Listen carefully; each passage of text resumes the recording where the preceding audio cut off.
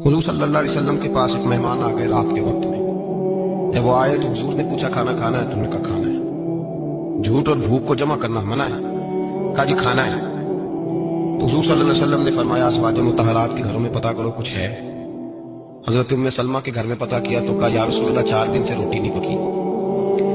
حضرت زینب سے پوچھا تو کہا حضور کئی دن سے چولہا ہی نہیں جلایا. حضرت عائشہ صدیقہ، حضرت میمونہ، حضرت سودا، تمام گھروں سے بظاہر یہ دو جہاں کے شاہ ہیں، پر باز کچھ رکھتے نہیں. دو جہاں کی نعمتیں ہیں ان کے خالی ہاتھ میں. ہر چیز ہے پر فقر اختیاری ہے. کوئی شے نہ ملی. نبی پاک صلی اللہ علیہ وسلم نے مسجد میں اعلان کیا، فرمایا کون ہے جو میرے مہمان کو روٹی کھلائے؟ ان لفظوں کا حسن کوئی حسن والا ہی سمجھ سکتا ہے. فرمایا کون ہے جو میرے مہمان کو کھانا کھلائے؟ تو ایک صحابی لے گئے اور اٹھے. وہ صحابی جو صحابہ میں غریب تھے، ایک انصاری جو غریب آدمی تھے.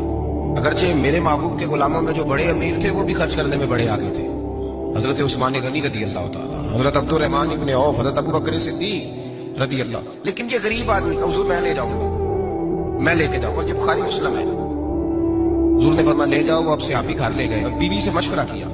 بات پہ غور کرنا، ہر چیز کی بھوک دیکھی جا سکتی ہے، بچوں کی نہیں دیکھی جا سکتی.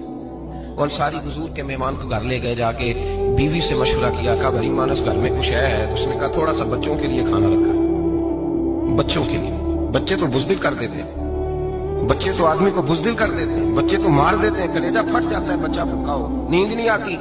اب صحابی اپنی بیوی سے کیا کہتے ہیں؟ کہتے ہیں بچوں کو بہلا کے سلا دے. اور رسول اللہ کے لیے نہیں، رسول اللہ کے مہمان کے لیے.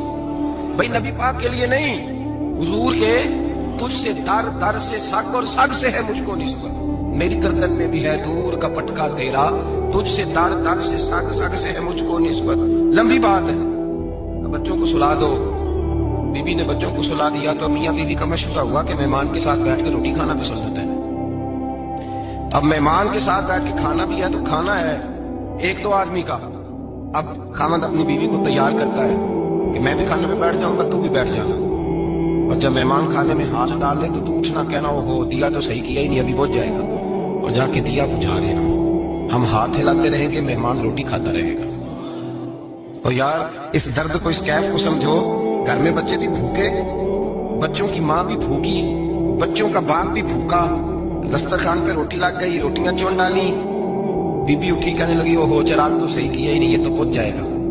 حوصلے مند بی بی جس نے بچے بھوکے سلا دیے. وہ بھوکے سوئے ہوئے بچوں کی بھوکی اماں اٹھی اور اپنے خامد کی تابے داری میں اٹھی. میں گڈی تے ہاتھ ڈور سجن دے، وہ جنج رکھے کونج رہنا ہے. اٹھی اور اس نے نہ دیا ٹھیک کرنے کے بہانے بجھا دیا. مہمان روٹی کھاتا رہا اور رسول اللہ کے نوکر قربانی دیتے رہے. وہ روٹی کھا کے سیر ہو کے بستر بچھایا تو سو گیا.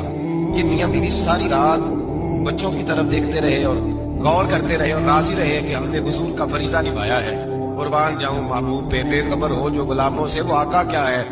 وہ صحابہ وہ اگر قربانیاں دیتے تھے تو جو اعزاز ملتا تھا وہ بھی بڑا شان والا ہے. صحابی کہتے ہیں میں فجر کی نماز پڑھنے مسجد آیا، پہلا قدم رکھا تو میرے کریم بولے. حضور نے فرمایا رات جو تو نے اور تیری بیوی نے عمل کیا ہے خدا کو بھی بڑا پسند آیا، محمد مصطفیٰ کو بھی بڑا پسند آیا. اور پھر ایک لفظ اور ہے حدیث میں، ایک روایت میں کچھ جملے اور بھی ہیں. حضور نے فرمایا جب تو اور تیری بیوی رات مہمان کے ساتھ احسان کر رہے تھے نا تو عرش کا مالک تمہیں مسکرا کے دیکھ رہا تھا. رب تمہیں دیکھ کے مسکرا رہا تھا. رب تمہیں دیکھ کے مسکرا. در دامنی پہ شیخ ہماری نہ جائیے، ہم دامن نہ چھوڑ دیں تو فرشتے وضو کریں.